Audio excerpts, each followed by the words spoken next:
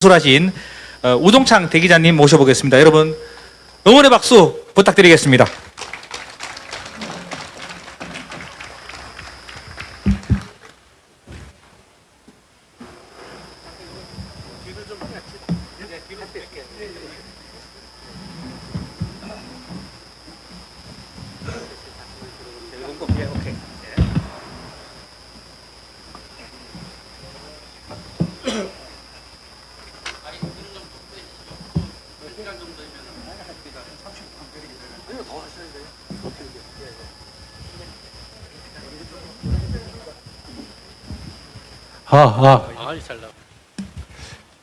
안녕하십니까. 우종창 기자입니다.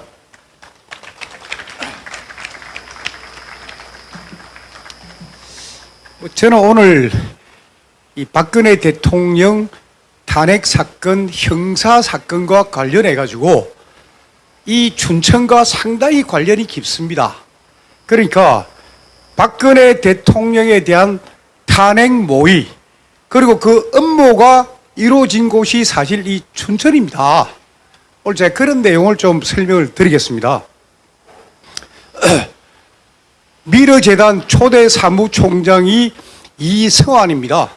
이성환이라는 사람이 미르재단 초대 사무총장인데, 이 친구의 검찰 진술조서에 보면은 고향은 충남 부여고라고 되어 있습니다. 그리고 서울에서 대학을 나와가지고 춘천 MBC에 근무를 했습니다. 이 친구가, 이성환이가 춘천 MBC 보도국, 거기서 그래픽 담당, 컴퓨터 그래픽 담당 정규직 직원으로 2년간을 근무를 했습니다. 춘천에서. 그러다 보니까 기자는 아니지만은 기자의 생리를 누구보다 잘 아는 그런 사람이 미르재단 초대 사무총장입니다. 그래서 이 친구의 본래 직업은 컴퓨터 그래픽도 아니고 소위 디벨로퍼, 그러니까 부동산 개발업자입니다. 이성환의 본래 직업은 부동산 개발업자고, 춘천 MBC를 2년 만에 퇴직을 하고 난 뒤에 춘천 지역에 부동산 개발업을 하면서 회사도 만들고, 그리고 본격적으로 본인이 관여해서 만든 게 소노 펠리체라는 골프장입니다. 이 춘천에 있는 소노 펠리체라는 그 골프장의 운영과 관리를 이성환이가 담당을 했습니다. 그 담당을 하면서 이성환이가 어울린 사람이 2013년부터 어울린 사람이 차은택입니다. 차은택은 서울 희문고 출신이지만은 대학은 상지대학을 나왔습니다. 이 근처입니다. 상지대학에서 공예학을 전공한 친구입니다. 차은택은. 차은택이가 아프리카 픽처스라는 광고회사를 하면서 그때 골프장, 소노 펠리체라는 골프장에 출입을 하는데, 그때 부킹을 도와준 게 이성환입니다. 그렇게 해서 차은택이 이성환이가 알게 되고, 지금 제가 말씀드리는 거는 다 검찰 조서에 기록된 내용입니다. 그러면서 이제 차은택이가 고영태를 데리고 오고, 차은택이가 김성현 미르재단 사무부총장입니다. 김성현을 데리고 오고, 그게 이한선 미르재단 상임이사, 그러니까 미르재단의 임원들, 이사들, 재서원하고 아는 사람이 아니고 차은택의 친구들이고 다 어울려 놀았던 데가 바로 소노 펠리체라는 골프장입니다. 여기서 모든 일들이 이루어지고, 안종범과 차은택이가 미르재단을 만들기로 시작한 게 언제냐? 2015년 10월 19일 월요일입니다. 그때부터 이제 안종범은 뭐 대통령 지시를 받았다는데 대통령은 전혀 지시한 적이 없습니다. 그때부터 안종범이가 차은택하고 미르재단 설립을 시작을 합니다. 할 때 차은택이가 제일 먼저 한 게 이성환을 미르재단 사무총장에 임명을 합니다. 그게 수사 기록에 다 나와 있습니다. 이승환이가 이제 사무총장이 되게 된 그런 이유가 뭐냐? 그 이유는 이승환은 이 부동산 개발업자를 오래 하다 보니까 노량진 수산시장 현대화 사업을 이 이승환이가 주도를 합니다. 그걸 주도를 하면서 자기가 여기 관계되는 문화 콘텐츠를 차은택한테 얻습니다.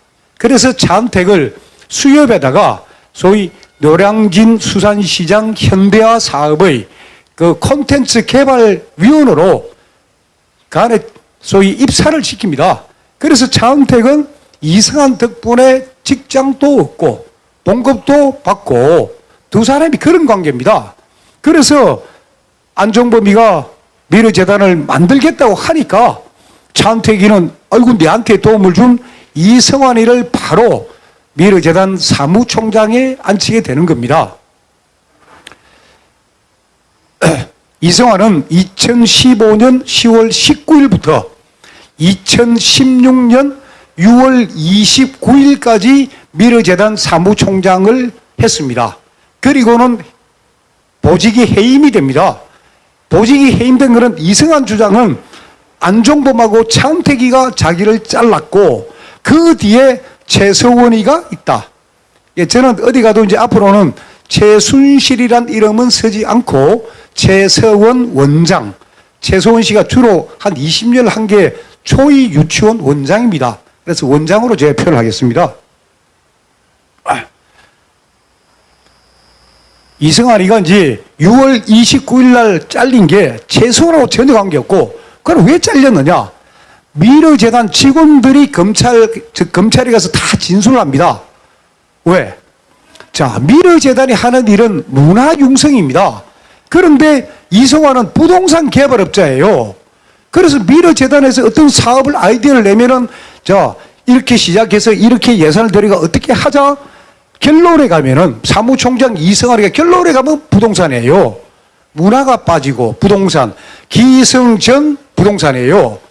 미르재단 직원들이 전부 다 저 사람이 사무총장 되면 안 된다. 그래서 미르재단에서 자체적으로 연판장을 돌립니다. 이승환은 사무총장 되면 안 된다는 거. 이게 검찰 조사에 드러난 진실이에요. 그런데 이승환은 최성원이가 차은택하고 안종범을 시켜서 내복을 잘랐다. 그건 전부 다 그러니까 거짓말이에요. 그리고 최성원이란 사람은 소위 안종범하고, 안종범은 대한민국 경제수석입니다. 대한민국 재계의 저승사자예요. 안종범을 전혀 모릅니다. 전화한 적도 없고 만난 적도 없고. 그러니까 어느 누구도 최성원의 존재를 모르는 판에 예를 들어 SK그룹이다, 뭐 롯데그룹이다, 거기 비서실이다, 거기 경영기획실이 최성원이가 보냈는데요. 누가 사람 만나줍니까? 최성원을 모르는데 언론에 보도된 거 최성원이가 저 노승일이 케이스보재단 사업부장 노승일이 그다음에 저 박헌영이 케이스보재단 과장을 SK그룹 경영기획실에 보냈다. 전부 다 거짓말이에요. 다 안종범이가 나섰기 때문에 이제 가능한 거고, 최성원은 이런 기업들하고 전혀 모르는 그런 관계예요.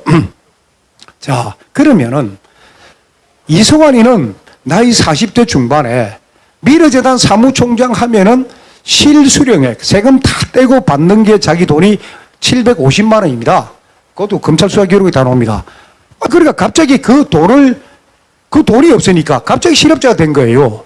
그리고 2016년 6월 29일 이승환이가 강제 해임된 그 무렵에 고영태, 이 사건, 탄핵 사건의 최초 이게 소위 말해서 거짓말로 시작한 그 고영태는 그 당시 돈에 쪼들리고 있었거든요. 그게 뭐냐면은 돈 있는 사람한테 가서 주식에 투자해라. 그러면 내가 2배로 튀어주겠다. 그러니까 이익을 보게 해주겠다. 얘가 8천만 원을 받아가 그 돈을 날리고, 그 다음에 사설 경마업을 한다는 명목으로 강남의 사채전주, 그 제 책에 이름만 승만제가 써놨습니다. 사채전주로부터 6할짜리 그 뭐 이자를 빌립니다. 그 돈도 다 날리고, 자기 형 고영태 형이 은행에 대출받은 돈 몇 천만 원도 날리고, 그래서 주식에 투자하면은 이득을 보게 해주겠다는데 속은 분이 서울 강남 경찰서에 고영태를 사기 혐의로 그때 고소를 해놨습니다. 그래서 고영태는 계속 강남 경찰서 가서 조사받고 사채업자 돈 내놔라, 이자 내놔라, 그게 쫓기고, 그럴 때 이성환이가 미래재단 사무총장이 잘려가지고 춘천집에 와 있을 때, 그때 이성환이가 고영태한테 전화를 합니다. 왜 전화를 하느냐? 딱 이유는 그거예요. 차은택이가 당신 절대 고영태 만나지 마라. 딱 목을 자르면서 나가게 되면서 한 말이 고영태 만나지 마라 하니까 뭐가 있다. 내가 이래 못 살게 되고 입장이 난처한판에 그래 고영태한테 한번 전화 한번 해보자. 그래서 고영태하고 전화를 하다 보니까 고영태가 이성환이가 이거 돈을 만들 방법을 알고 있구나. 그래서 고영태가 자기 차를 몰고 춘천까지 내려옵니다. 춘천까지 내려와서 소위 장난을 칩니다. 그게 뭐냐? 그게 결국 최소원에 대한 협박입니다. 그게. 그래서 2016년 6월 29일 날 이성환이가 미래재단 사무총장에서 해임이 되고 그리고 한 2달쯤 지나가지고 이성환하고 고영태가 춘천에서 완전히 작전을 짜고 난 뒤에 최소원을 나와라. 소위 서울 강남에 있는 압구정동 카페 고수부지 그 조그만 맥주 홀 바로 옆에 있는 주차장으로 나와라. 그것도 밤 7시예요. 금요일 날 밤 7시 그 주차장으로 나와라. 그래서 최소원이가 그 주차장으로 나가니까 최소원의 운전기사는 차에서 내리게 하고 최소원의 운전기사 앉은 그 자리에 고영태가 최소원이 이제 운전기사 오른쪽에 앉아 있으면 그 옆에는 이제 이성환이 앉고 그 앞에는 고영태가 앉아가 최소원을 완전 포위한 상태에서 우리가 지금 부탁이 하나 있다. 최소원한테 부탁이 뭐냐? 그게 이제 이성환이가 옛날에 다른 사업할 때 이제 한미약품을 위해 가지고 뭐 일을 하나 해줍니다. 그러니까 한미약품에서 약품을 팔아먹으려면 결국 의사들을 설득을 해야 되거든요. 그래서 전국의 의사들을 이 강원도 쪽에 어디 콘도 같은 데 모셔가지고 그리고 사업 설명회를 하고 그 행사의 대가로 이성환이가 한미약품에다가 30억 5천만 원을 달라. 그러니까 한미약품에서는 30억 5천만 원이 많으니까 차라리 그 돈은 못 준다. 대신 당신이 소송을 제기하면 그때 우리 줄 수 있다. 그래서 이성환은 어쨌거나 그 돈을 찾아야 되니까 최서원 원장한테 우리가 그 돈을 찾게끔 좀 도와달라. 최서원 원장, 개인 기업끼리 하는 거, 개인 간의 그 채무 관계를 왜 내가 나서느냐? 그건 못한다. 당연히 그거 거절했고. 그러니까, 안 되면은 변호사 비용 5억만 빌려달라. 그러니까 최소원이 왜 내가 당신 변호사 비용 빌려주냐? 그것도 거절하고. 그러니까 이성환이가 제가 강원도 인제에 땅이 좀 있습니다. 그 땅 한 5억 주고 좀 사달라. 인제 땅 사면 뭐 하느냐? 그것도 거절한 거예요. 그게 2016년 8월 19일 날 한강 둔치에서 모여서 이성환과 고영태가 소위 최소원 원장한테 5억 아니면 30억 5천만 원 좀 찾게 해달라. 그래야 이 사람들이 다 소위 거지 생활을 벗어날 수 있으니까. 이게 폭로의 시작입니다. 이게. 이 두 사람들이. 그래서 고영태는 2014년에 한번 TV조선 이진동 기자를 찾아갑니다. 2014년 10월 달에 최소원이라는 여자가 우리 집에 와가 돈 1억하고 내 시계하고 훔쳐갔다. 그거 좀 찾게 해주세요. 그러니까 TV조선의 이진동 기자가 그거 경찰에 신고해라. 기자가 어떻게 찾게 해주느냐. 그러다가 이 최소원의 여자 대단합니다. 누군데? 최태민 딸입니다. 그래? 그러면은 그 여자 얼굴 모습 한번 보자. 그래서 2014년 11월 2일부터 12월 4일까지 한 달 동안 의상실, 그건 고영태 의상실도 아니에요. 최소원 의상실도 아닙니다. 그냥 디자이너가 하는 의상실이에요, 신사동에. 그 의상실에 불법으로 CCTV를 설치를 했는데 그 CCTV는 비디오는 되지만 오디오가 없습니다. 한 달 동안 찍은 거예요, 한 달 동안. 그러면 그걸 TV조선이 2014년 12월 초에 입수를 했습니다. 그럼 그걸 보도하면 되죠. 그러나 그거 보도해봤자 아무런 내용도 없으니까 목소리도 없고 그냥 유일하게 최소원 원장이 봉투에다가 현금 주는 거, 그 다음에 이영선 청와대 경호관이 자기 핸드폰 딱 입술 있는 부위 닦아가지고 와이셔츠에 닦아가 건네주는 장면, 그것밖에 없는 거예요. 한 달을 찍어도 찍힌 장면이라고는. 그러니까 TV조선도 그건 보도할 가치가 없으니까 보도를 안 한 겁니다.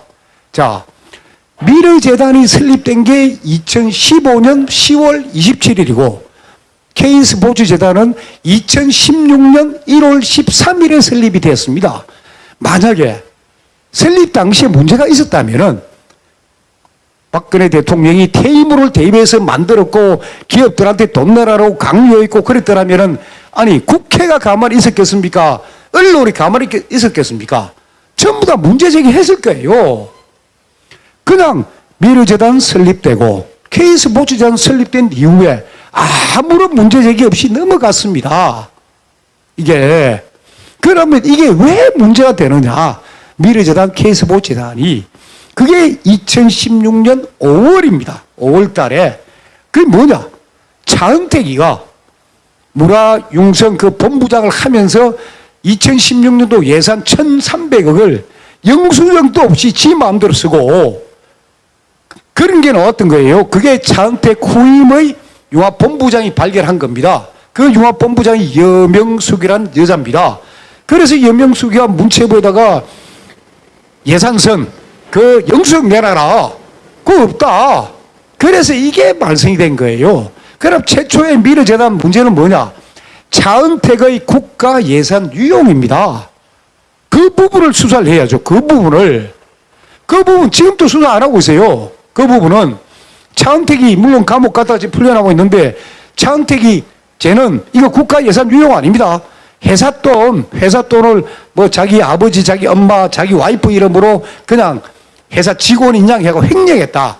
그런 죄로 차은택이가 감옥 갔지 국가 예산 유용하고 전혀 관계 없습니다. 그래서 이진동이라는 TV조선 이진동이라는 기자가 문체부 공무원들로부터 이런 제보를 받고 그래서 여명숙이라는 여자를 만나가지고 차은택이가 이런 비행을 저질렀구나 하는 걸 알고 자 그래서 그걸 보도를 합니다. 그거 보도하는 건 당연하죠. 그건 대통령이든 최소원이든 아무 관련 없는 보도예요. 그런데 그 중간에 검찰 간부 A 바로 윤석열입니다. 윤석열이가 끼겨들면서 이게 완전히 내용이 달라지는데 자 내용이 달라지기 전에 고영태하고 이제 이성환이가 자 최소원 원장한테 어쨌거나 돈을 좀 뜯어야 되겠는데 방법이 뭐냐? 그러면 언론을 통한 협박을 하자예요.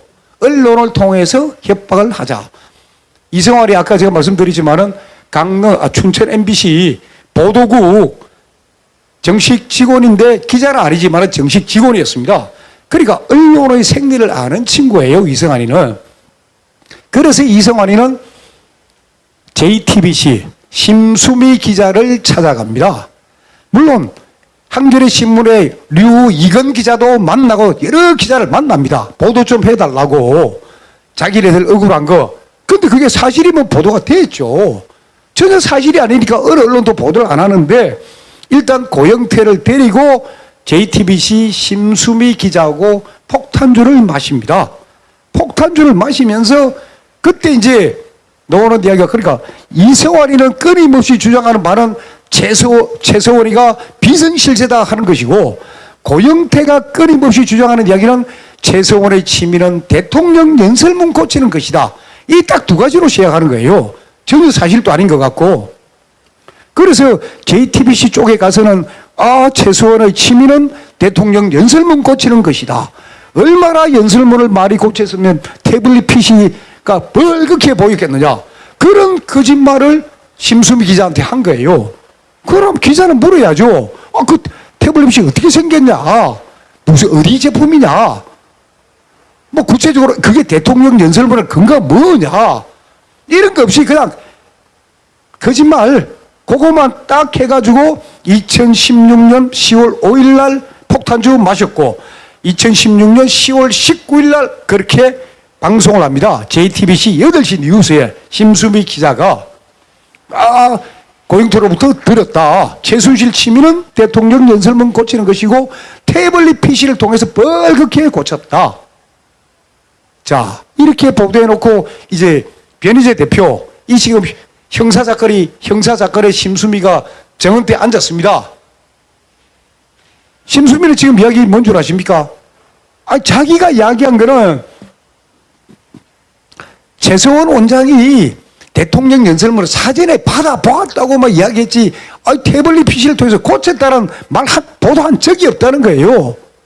그래 되니까 재판장이 그러면 2016년 10월 19일자 당신 보도 내용 틀어라 법정에. 그래 법정에서 트니까 바로 그게 다 나오죠. 태블릿 PC를 가지고 대통령 연설문 고쳤다는 그런 표현이 다 나오니까, 그래서 재판장도 아니 정인이 그 말 했네 막 그런 상황입니다. 자, 태블릿 PC라는 보도도 있지만은 이거 별도로 이제 이성환이가 계속 주장했던 비선실세다 최서원은, 그 다음에 고영태 이거 대통령 연설문 고치는 것이다 이런 게 막 도는데 어느 기자도 와 이게 너무 황당무계하거든요. 이성환이나 고영태나 특히 이성환이는 미르재단 사무총장까지 지냈으니까 믿을만한데 들어보니까 너무 황당무계해가지고 차마 기사들을 못 쓰고 있었어요. 못 쓰고 있었는데 JTBC가 2016년 10월 24일 날 태블릿 PC 특집 보도를 합니다. 태블릿 PC 특집 보도. 그날이 또 어떤 날이냐. 그날 오후에 박근혜 대통령이 국회에 가서 시정연설을 합니다. 국회 시정연설이 대통령 5년 임기는 짧다. 그래서 4년씩 중임제로 하자. 그 개헌 작업을 청와대와 정부가 주도해서 하겠다. 대통령이 개헌 작업을 주도하겠다고 국회에서 공개적으로 밝힙니다. 여기서부터 탄핵 작업이 본격적으로 이제 들어가는 것이고, JTBC가 태블릿 PC 여기에는 문서 수정 기능이 없습니다. 최서원 원장이 아무리 대통령 연설문을 받았다 하더라도 이거 태블릿 PC 갖고 대통령 연설문을 못 고칩니다. 그러니까 JTBC 보도는 완전 날조 보도예요. 그 날조 보도를 JTBC가 시작을 하니까 그 다음날 10월 25일 날 TV조선에서 아까 제가 말씀드렸던 그 의상실 CCTV 2년 전에 입수해가 전혀 보도도 못하던 그 의상실 CCTV를 2016년 10월 25일 날, 그러니까 그 전날 JTBC가 태블릿 PC 거짓말 보도를 하니까 TV조선에서는 아이고 의상실 자 소리 하나 없어요. 그냥 동작 몇 개 핸드폰 닦아서 건네주는 거, 돈 지갑 봉투에 넣는 거, 국민들로 하여금 마음껏 억척의 날개를 펴라, 마음대로 생각해라. 그러면서 노렸던 건 뭡니까? 대통령은 최순실의 꼭두각시다, 최성원의 꼭두각시다. 그것만 퍼뜨린 거예요. 자, TV조선이 JTBC 특종에 그 소위 열받아가지고 그걸 보도를 하니까 한겨레 신문 또 일면 톡 기사가 나갑니다. 25일 날. 그게 뭐냐? 최소원이 비선실세다 하는 기사예요. 그게 뭐냐? 최소원이가 매일 밤마다 정호성 비서관이 청와대에서 갖고 온 30cm 두께의 소위 국무회의 기록을 8명의 팔선자와 같이 보면서 이건 이래라 저건 저래라 라고 했다는 기사예요. 그럼 그 기사를 떠든 사람이 누구냐? 그게 이성환입니다. 이성환이가 떠들었는데 이성환을 취재한 기자가 한겨레 신문의 류이건이라는 기자예요. 그래 류이건이라는 기자는 춘천을 몇 번 옵니다. 이성환 만나가 인터뷰하려고, 확인하려고 들어보고, 서울서도 만나서 들어보고 한 5번에 걸쳐가지고 거의 20시간을 듣습니다. 인터뷰를 합니다. 기자가. 아니 사실이면 바로 기사를 해야죠. 하면서도 한 달 반 동안 보도를 못합니다. 왜? 황당무계한 내용이니까, 믿을 수 없는 내용이니까. 그걸 한겨레 기자들 쓴 책에 다 써놨어요. 유이건 기자는 워낙 내용이 황당무계해서 보도 안 했다고 저거 다 써놨어요 책에. 그러면은 이걸 보도하게끔 만든 사람이 누구냐? 그게 김의겸 기자예요. 그러니까 10월 25일자 2016년 10월 25일자 한겨레신문 1면 톱 기사, 2면, 3면, 4면 해설 기사 쫙 가는데 거기에 기자 둘이가 김의겸, 류익원 두 이름으로 이 기사가 나가는 거예요. 나가면서 해설 쪽에는 이거 우리 믿을 수 없는 내용이지만은 JTBC가 태블릿 PC 보도하니까 우리도 보도했습니다. 한겨레신문 기사 그래 돼 있어요. 그러면서 이제 그 보도 이후에 물론 이게 말이 틀어지고 하지만은 그 이후에 결국 김의겸 기자는 한겨레신문을 떠나게 됩니다. 한 6개월간 뭐 놀다가 이제 청와대에 가게 되는데 왜 떠나느냐? 후배 기자들이 이건 거짓말 기사를 자꾸 쓰라 하니까 그래서 이성환이 하고 고영태가 이 춘천에서 작전을 짜가지고 우째거라 국민을 속여가 최소원이 협박해가 돈 한 푼 벌어보겠다 했던 거를 거의 안 먹혔는데 태블릿 PC 때문에 전 언론이 막 미친 듯이 그때부터 허위 기사 이제는 막 대통령과 관계되고 최소한만 관계되면 모든 거 막 보도하는 시대였어요. 그 대표적인 게 그 김연아. 박근혜 대통령은 김연아를 굉장히 아꼈습니다. 참 대한민국을 아주 빛낸 국제적 스타 아닙니까? 그런데 대통령 행사에서 대통령이 김연아 손 한 번 잡으려 했는데 김연아가 슬쩍 몸을 트는 장면이 한 번 있었어요. 나중에 김연아 해명은 뭐냐면 몰랐다는 건데 근데 그게 대통령이 소위 7시간 뭐 미래도 하고 말이지 뭐 비아그라 먹고 자다 보니까 김연아도 등을 돌렸다는 식으로 보도가 되고 뭐 비아그라부터 시작해가 대통령의 7시간 미래설 그런 것부터 시작해가지고 심지어 그 최소원의 아들이 청와대에 근무한다. 최소원 아들 없습니다. 법정에서 최소원이가 이야기한 거예요. 아니 언론에 내 아들이 청와대에 근무한다는데 내 아들 없다고. 그런 식의 모든 보도가 이런 허위 보도들 그러니까 대통령 탄핵 사건은 제1번은 소위 두 명의 업무꾼 고영태, 이성환 그리고 이 춘천에서 시작이 되어가지고 언론의 의도된 허위 보도로 이게 번집니다. 그럼 허위 보도 별로 힘이 없는데 이 허위 보도에 힘을 실어준 게 누구냐? 그게 검찰입니다. 그게 소위 기획수사입니다. 검찰. 증거를 쫓아가야 될 검사들이 증거를 쫓아가는 게 아니고 딱 목표가 정해져 있어요. 박근혜 대통령 쫓아내는 거예요. 탄핵이니 이런 표현보다도 쫓아내야 된다 이거예요. 그리고 추미애 대통령이 계엄령 발동할 줄 모른다. 그러니까 막 검찰에서는 대통령이 계엄령을 발동하기 전에 대통령을 쫓아내자 해요. 그런 분위기였어요. 자, 그러면 검사들이 사실관계를 쫓아가야죠. 고영태 말, 이성환이 말, 뭐 장택이 말 하나만 적어요. 의무를 제기하지 않고 대통령 사건 수사는 이렇게 됐습니다. 그런데 이성환이는 처음에 한겨레신문 일면 토록 기사 최소원이가 비선실세다 뭐 청와대 국무자료 뭐 30cm 웃자고 한겨레신문에 그래 보도가 되었는데 보도되고 이틀 뒤에 이성환이가 검찰 조사를 받습니다. 검찰 조사 받는 자리에서 이성환은 나는 그런 말 한 적이 없습니다. 한겨레 기자들이 거짓말 썼습니다예요.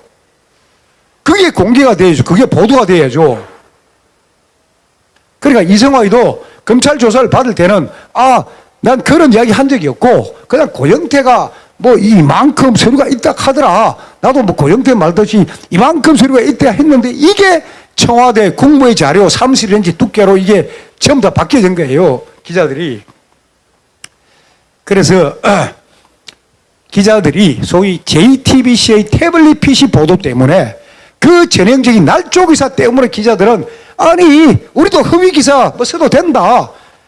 그래서 제가 쓴 표현이 언론의 광란입니다. 언론에 미친 듯한 소위 미친 행동들이 막 벌어집니다.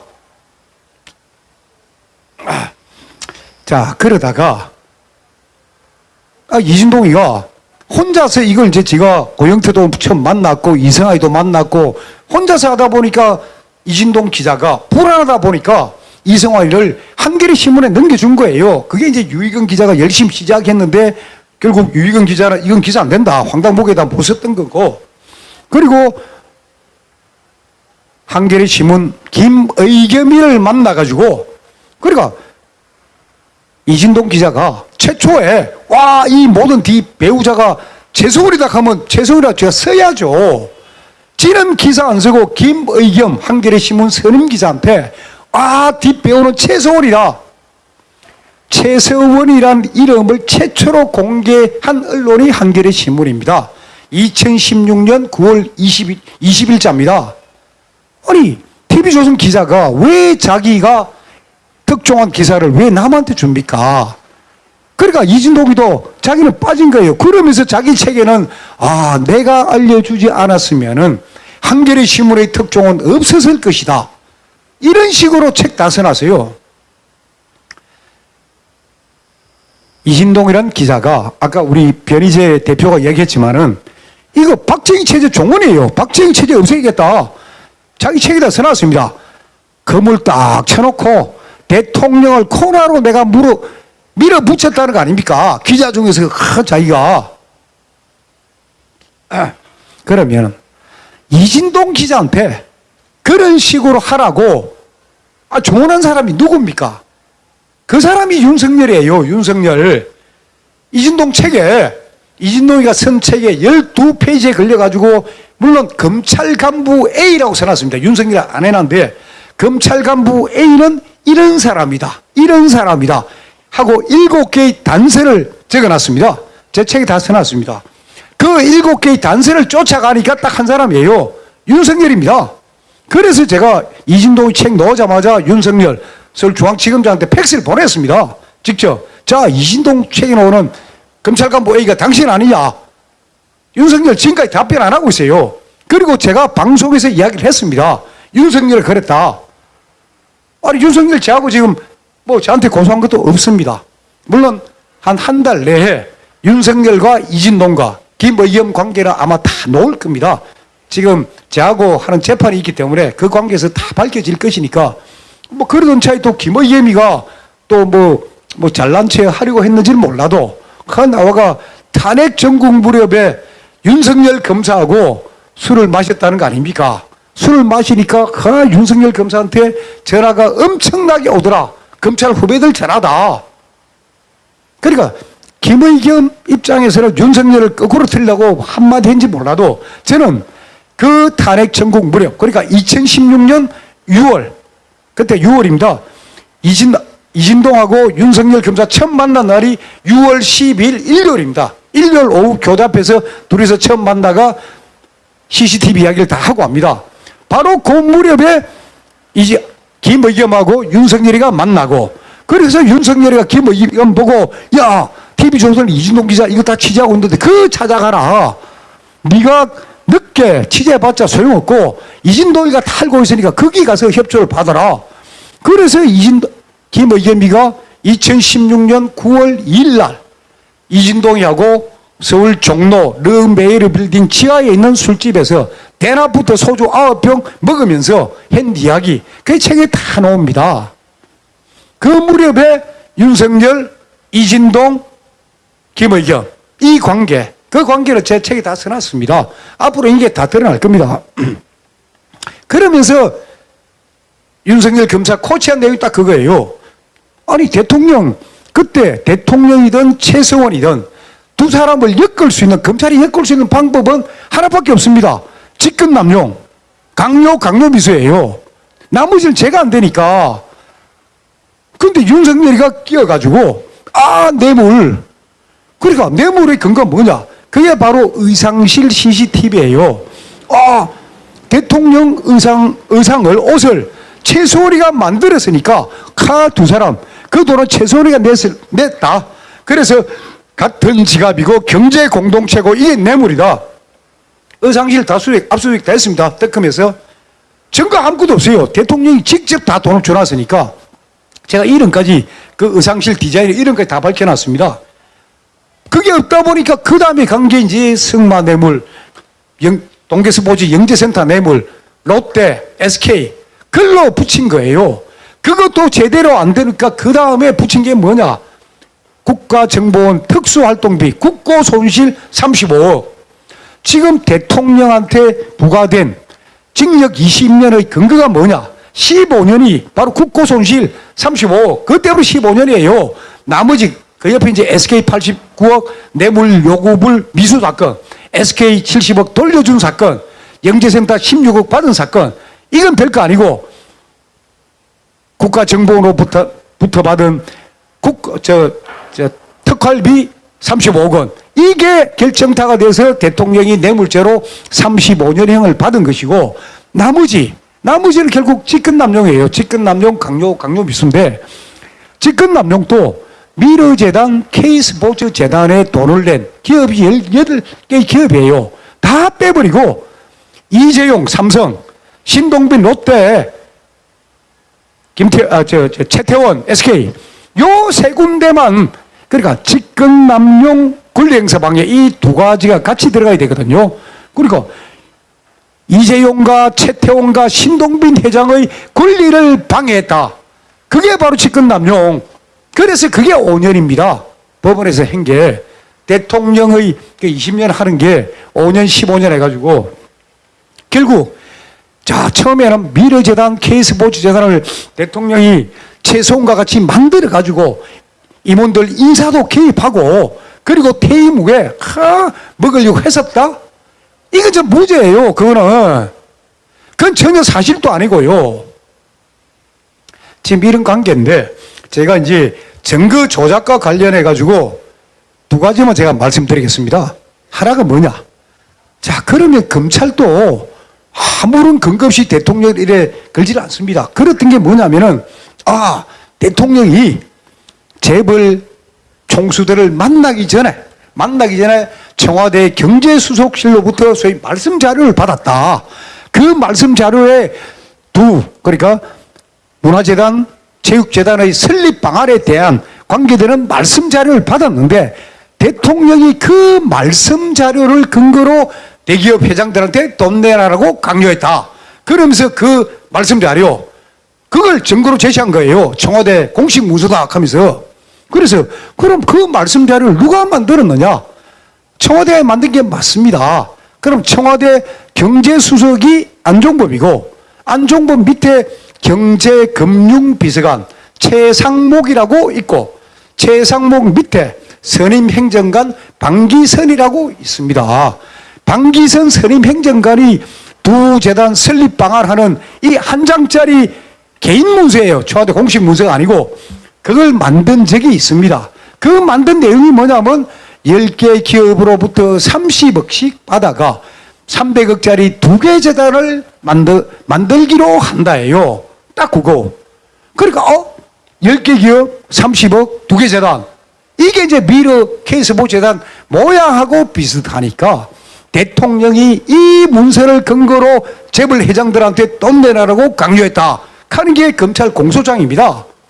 그러면 이 문서를 그럼 언제 만들었느냐? 이 문서를 물론 대통령이 만든 것도 아니고 안종범이 만든 것도 아니에요. 만든 게 누구냐? 방기선입니다. 선임행정관이 만들었어요. 그러면 이 선임행정관이 뭐로 만들겠습니까? 컴퓨터 아닙니까? 그럼 컴퓨터의 문서 정보를 보면은 최초의 이 문서를 만든 시간, 마지막으로 만든 시간, 마지막 저장자, 문서 정보 다 나와요. 기본적인 그거를 검찰이 해야죠. 아예 안 합니다. 왜? 자기네들한테 불리한 증거니까.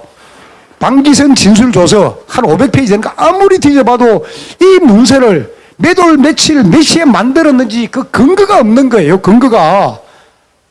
그래서 제가 옆에 서류들, 그래 안종범 서류 뒤지고 최상목 비서관 서류를 뒤지다 보니 방기선 컴퓨터 문서 저장 정보 그 화면이 최상목 비서관의 진술조서에 붙어 있는 거예요. 그게 방기선 행정관의 진술조서에 붙어 있어야죠. 그러니까 방기선 행정관 진술조서에 붙여놓으면 다 찾아낼 거 아닙니까? 거기 하나도 없고 최상목 비서관의 진술조서에 방기선 행정관 컴퓨터를 보니까 이런 게 있는데 아세요? 그러니까 최상목이 나는 몰라요. 딱 그거예요.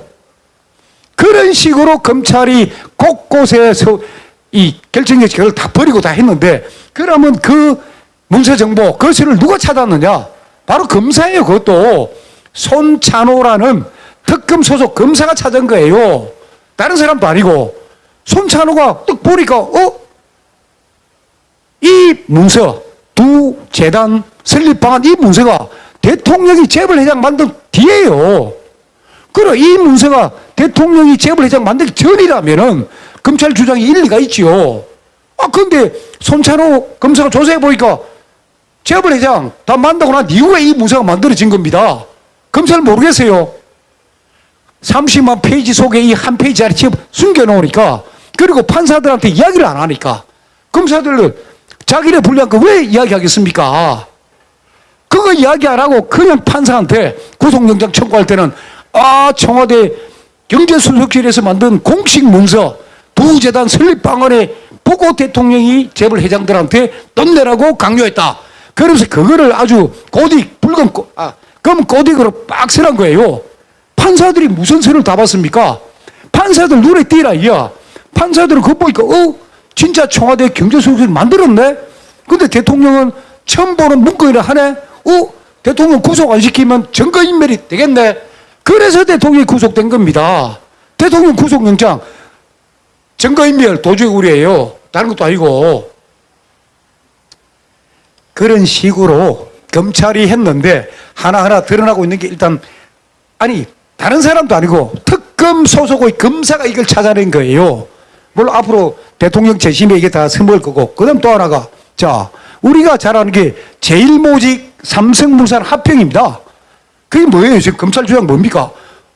박근혜 대통령이 말이지 이재용 부회장 경영성계 작업 그래서 삼성물산하고 제일모직을 합병시켜가지고 이재용이가 삼성전자에 대한 행사권을 대주주로서의 행사하게끔 대통령이 거래하고 최서원 회사에다 36억 주고 정유라한테 말 3마리 주고 그런 식으로 여러분 다 알고 있지 않습니까?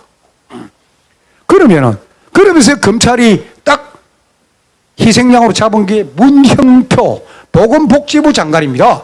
대통령은 보건복지부 장관한테 지시를 내렸고 보건복지부 장관 문형표는 홍완선 국민연금 기금운용본부장한테 하라고 지시했다. 이게 검찰 공소장입니다. 여러분들 다 아실 거예요. 신문에 다 났으니까. 그래서 바로 특검에서 문영표 장관을 긴급 체포하고 1심, 2심에서 2년 6월이라는 형이 선고돼 구속이 됐습니다. 대법원에 갔어요. 대법원에서 이 사건 앞으로 계속 많이 봐야 되니까 복잡하니까 일단 문영표 씨 구속 집행 취소합니다. 나가세요. 홍완선 당신도 나가세요. 3년 전에 이 사람들 다 풀려 나왔습니다. 문영표 장관, 홍완선 본부장 대법원에 결론을 못 내리고 있어요. 언론에 보도된 대로 제일모직 삼성물산 합병은 박근혜 대통령이 이재용 부회장의 경영권 승계를 돕기 위한 것이다. 따라서 문영표, 홍완선 징역 2년 6월 하면 돼요. 1심 2년 6월, 2심 2년 6월이니까 상고 기각하면 끝입니다. 아직도 못하고 있어요. 왜 못하느냐? 문영표 장관이 진술을 했거든요. 자기가 내가 대통령한테 지시를 받았으면은 내가 그거를 차관, 국장, 과장 밑으로가 다 지시 내려간 경로가 있을 거 아니냐. 내가 아무리 거짓말을 하더라도 차관, 국장, 과장, 담당자 조사해보면 될 거 아니냐. 그리고 내가 홍완선 국민연금에다가 지시를 내렸으면 흔적이 있을 거 아니냐. 검찰 찾아보면 흔적이 없는 거예요. 그러니까 홍완선, 문희표 장관도 봐라. 내가 지시한 흔적이 없다. 대통령이 나한테 지시한 적이 없다. 그러니까 검사들도 참 말을 못할 거 아닙니까? 증거는 없고. 언론에서는 그렇게 보도했고. 모든 게 언론 보도예요. 전부 허위 보도. 그래 되니까 문영표 장관을 조사했던 김찬진 부부장 검사, 특검 검사가 도저히 안 되니까 갑시다. 윤석열한테 데려갑니다. 윤석열한테 딱 당당하게 자기 이야기를 하니까 윤석열 특검 검사예요. 평검사입니다. 윤석열은 아무런 수사도 안 했어요. 그냥 검사들 어떻게 수사하면 좋으니까 이렇게 누구 불렀는데 내 방에서 차 한잔 먹고 급 좀 주고 보내. 진술조서에 윤석열 이름 박영수 이름 없습니다. 저거는 수사 안 한 거예요. 대접은 다 받고 국민 세금 다 하고. 자, 문인표 장관이 이제 김찬진 검사 안대를 받아가 윤석열 방에 갔습니다. 딱하니 윤석열이 했던 그거예요. 아니 다른 사람들은 다 대통령이 지시했다고 한다.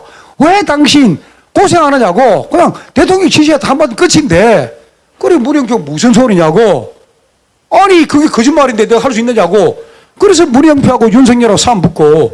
그리고 그럼 지금 문영표 장관은 지금 3년째 대법원 판결을 기다리고 있는 거예요. 자 그러면은 대한민국 대법원이 자 특검손 들어주려고 하면 어떻게 됩니까? 그래 문영표 너 지시해놓고 거짓말했다 걔가 형 확정하면 됩니다. 그러니까 상고 기각하면 되는데 왜 못하느냐.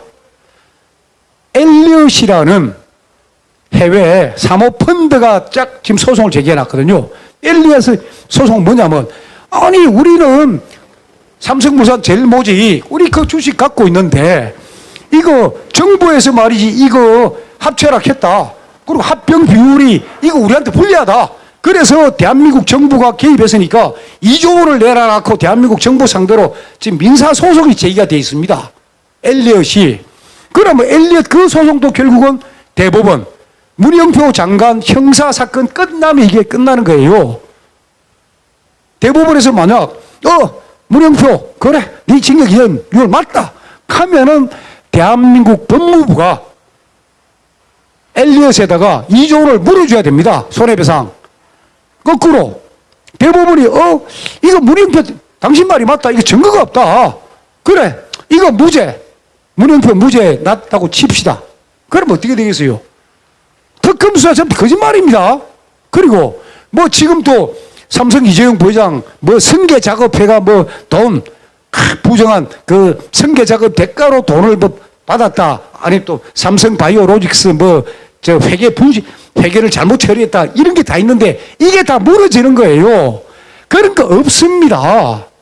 그냥 검찰이 하나의 논리를 지금 만들어 놓고 그냥 고집으로 가고 있는 거예요. 그리고 지금 이 탄핵 사건을 보면서 제가 놀랬던 게, 자, 고영태나 이승환이나 차은택이는 목적이 있어요. 왜 이런 짓을 저질렀느냐? 목적은 딱 하나예요. 돈입니다. 돈. 고영태는 빚 갚고 감옥 안 가려고 빨리 지가 사기친 돈 돌려준다니까. 전 돈이에요. 이승환이 먹고 살 돈이 없으니까. 그리고 30억 5천만 원 한미약품 받아야 되니까 다 그런 거예요. 그 다음 차은택이는 지금 강남에 빌딩도 하나 있고 아파트가 2개 있어요. 근데 그게 뭐냐? 좀 갭 투자예요. 보증금 끼고 사가지고 은행 대출금 갚아야 되고 그러니까 재산은 많은데 돈이 엄청나게 필요하고 그러니까 범행을 저지른 사람은 범죄의 의도라는 게 있습니다. 그 의도는 다 알겠는데 나머지 사람들은 묘한 게 있어요. 대통령과의 악연입니다. 그러면은 설사 대통령하고 악연이 있다 손 치더라도 그걸 갖고 이러면 안 되죠. 그 대표적인 사람이 바로 김수남 검찰총장입니다. 박근혜 대통령한테 구속영장 청구하라고 지시 내린 게 바로 김수남 검찰총장입니다. 김수남 총장은 자기 아버지 김기택 영남대학교 총장하다가 박근혜 대통령이 영남대 이사 시절에 그때 총장 임기를 못 채우고 잘린 사람입니다. 이 김기택 씨가 2007년도에 MB하고 박근혜 후보가 소위 자유한국당 내부에서 대통령 후보 경선을 벌릴 때 그때 MB 쪽에 지지 선언을 하고 그러면서 대구의 큰 조직을 MB 당선을 위한 조직 활동까지 합니다. 그러니까 영남대 총장을 지낸 김기택 총장이 자기 총장 임기 못 채우게 해가지고 그것 때문에 박근혜 대통령한테 반기 드는 거 그건 뭐 천하가 다 아는 이야기입니다. 그 아들이 바로 김수남이에요. 그래서 어쨌거나 김수남은 대통령 구속영장 내려지고 난 이후에 지가 검찰총장 그만둡니다. 그만두고 한 1년 반 해외 나가 있다가 지금은 한국에 들어와서 법무법인 공무원으로 있고 그 다음에 대통령하고 안종범하고 최소한 원장 이 세 사람을 공범이라고 온 국민들한테 알렸던, 공소장에도 그렇게 쓰고 국민들에게 그렇게 발표했던 사람이 이영렬 서울중앙지검장입니다. 물론 이영렬에 대해서는 뭐 자세한 거는 있지 않는데 눈길거리는 게 뭐냐? 해방 이후 현직 검사로서 북한을 2번 방문한 검사가 바로 이영렬입니다. 그러면은 물론 그건 캐도 때문에 갔다 온 건데 뭐 갔다 올 수 있습니다. 현직 검사가 북한 갔다 와가지고 이영렬이가 인터뷰를 합니다. 조선일보에 뭐라고 하느냐? 아, 북한에 가서 융숭한 대접을 받고 왔다 해요. 딱 그거 하나입니다. 북한에 가서 대한민국 현직 검사가 북한 가가 아주 융숭한 대접을 받고 왔다고 자랑스럽게 밝힌 사람이 바로 이영렬입니다. 북한의 관계에 대해서는 제가 자세히 모르지만은 이 정도는 이미 공개된 내용이니까 그렇고, 그 다음에 대통령을 탄핵 결정 내린 주심 헌법재판관이 강일원입니다. 강일원. 그러면 강일원은 국회에서 최초로 탄핵 소추안, 아, 대통령은 이런 혐의 때문에 탄핵을 해야 됩니다 한 거를 지가 바꿔버려요. 13가지를 5개로 바꿉니다. 지가 지 마음대로. 국회 동의도 안 받고.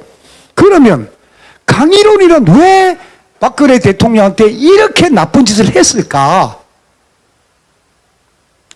그게 결국 강일원 아버지입니다. 강일원 아버지, 물론 지금은 사망을 했습니다. 강일원 아버지가 뭘 했냐? 이거는 제 얘기 아니고 강일원이가 월간 중앙 인터뷰에서 밝힌 내용이에요. 아, 우리 아버지는 기업인이었다. 장면 총리하고 가까운 기업인이었다예요. 밝힌 내용이. 장면이가 누굽니까? 1960년 제3공화국 시절의 국무총리가 장면입니다. 기업인이 장면하고 가까웠다? 그거는 보통 기업인이 아닐 거예요. 그러면 1961년에 뭡니까? 5.16 군사혁명입니다. 장면이 소위 권력을 잃게 되거든요. 그때 강일원 재판관이 소위 중학생 시절입니다. 잘 나가던 기업인 아버지가 박정희 대통령의 5.16 군사혁명 이후에 하루아침에 잘못했다. 그때 젊은 중학생 애가 입었을 충격, 그거예요. 그래서 강일원한테는 자기 아버지 그리고 장면 총리의 관계, 박정희 대통령의 관계, 이게 일종의 트라우마예요. 그래, 그 이야기는 제가 한 게 아니고 이중환 변호사가 그 이야기를 했는데 그냥 잊어버렸으면은, 아, 우리 아버지 그때 뭐 했는데 뭐 박정희 대통령 관계 없습니다 하면 되는데, 아직도 가슴에 트라우마로 남아있으니까 머리에, 바로 이중환 변호사가 그것 때문에 강일원을 기피 신청, 아, 저 사람 주심 재판관만큼 안 된다, 그거 하려고 시도를 했던 거예요. 그래, 그런 게 이 강일원의 그 트라우마로 남아있다 보니까 이까지 왔는데, 그 다음에 이제 승마, 삼성 승마 이런 부분도 전혀 사실이 아닌데, 거기도 한 사람, 박원호라는 한국 대한승마협회 전무 투세에 의해서 감옥 간 사람, 그 사람의 원한, 그게 표출이 된 게 이게 승마 사건입니다. 그러니까 대통령 사건을 볼 때 이게 진짜 대통령이나 최소한이가 뭔가 잘못을 해서 이루어진 게 아니고 의도를 가진 사람들이 언론을 통해서 막 허위로 보도를 했고 허위 보도를 하게끔 유도했고, 그게 이제 검찰로 오니까 검찰과 검사와 판사, 능수능란한 법기술자들이 법을 마음대로 해서 결국은 대통령을 저렇게 만드신 거예요. 그래서 이런 것들이 이제 거의 다 드러났고, 제가 제 책에다가 관련자들 이름을 제가 다 밝혔습니다. 이 기록인데 밝혀야죠. 다 밝혔고, 그래서 지금 조만간에 헌법을 생각하는 변호사 모임, 그분들하고 박근혜 대통령 탄핵 심판이, 헌법재판소의 탄핵 심판은 일종의 그 고위 공무원에 대한 징계 절차예요. 근데 그것도 재심 사유가 있습니다. 그건 제 이야기가 아니고 변호사들 이야기입니다. 그래서 박근혜 대통령 탄핵 심판이 잘못되었다는 것도 바로잡아야 되고, 그리고 박근혜 대통령 형사재판이 이게 증거 조작, 완전 엉터리다. 그래서 그거를 무죄로 잡아야 됩니다. 그래서 그 작업을 하려면은 결국 우리가 정권을 바꿔야 됩니다. 정권을 바꿔야 더 확실하게 되고, 정권이 안 바뀌더라도 할 겁니다. 이거는 어쨌거나 지금 사실관계 쭉 다 나와 있기 때문에. 그래서 지금 저도 가만히 요즘 돌아가는, 제가 이제 어둠과 위선의 기록을 쓰고 그건 한 달 동안 저도 좀 경고를 받았습니다. 검찰 수사 기록과 재판 기록을 당신이 재판용 말고 말 출판용으로 이거 써먹었다. 그래서 한번 감옥 갑니다. 그거로 해서 검찰이 걸면은, 그래서 굉장히 조심해라. 그래서 제가 책 내고 지금 한 달 동안 아무것도 안 하고, 다만 아니 내한테 인터뷰를 하자니까, 내한테 궁금해하는 거 물으니까 내가 하는 거지, 내 스스로 지금 유튜브 하는 거 아니니까. 저도 그동안 가만히 있었는데 아마 6월부터는 본격적으로 하면서, 그리고 의외의 진실들이, 그러니까 김의겸이가 탄핵 전국대 윤석열하고 술을 먹었다는, 그건 저도 단서는 갖고 있었는데 김의겸 입에서 놓을 줄 몰랐거든요. 자, 어디선가 이 관련된 검사들, 제가 그 검사들, 이 대통령 탄핵 사건을 다뤘던 검사들 이름도 알고, 그 사람들이 현재 어디에 있고 옷을 벗은 검사 누군가 하는 걸 알고 있는데, 그 사람들하고 제가 계속 이 접촉을 하고 있습니다. 어디선가 하나 진짜 큰 저수지가 조그만 구멍으로 한번 뚫리듯이 어디선가 뭐가 터져 나올 거예요. 지금 그걸 기다리면서 제가 지금 한 올 말까지는 기다려보고, 그리고 6월 달부터는 제가 본격적으로 나서가지고 대통령 탄핵, 형사재판과 헌법재판소 심판이 잘못되었다는 걸 제가 밝히는 일을 하겠습니다. 감사합니다.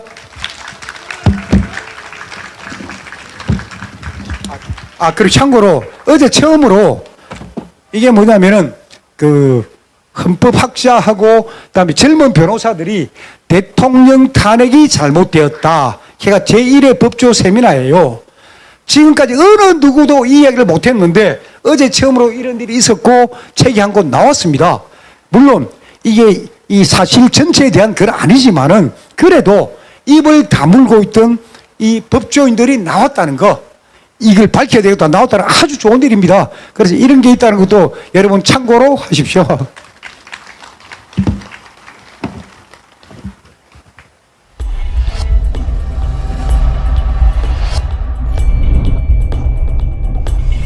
리오 라이브 락TV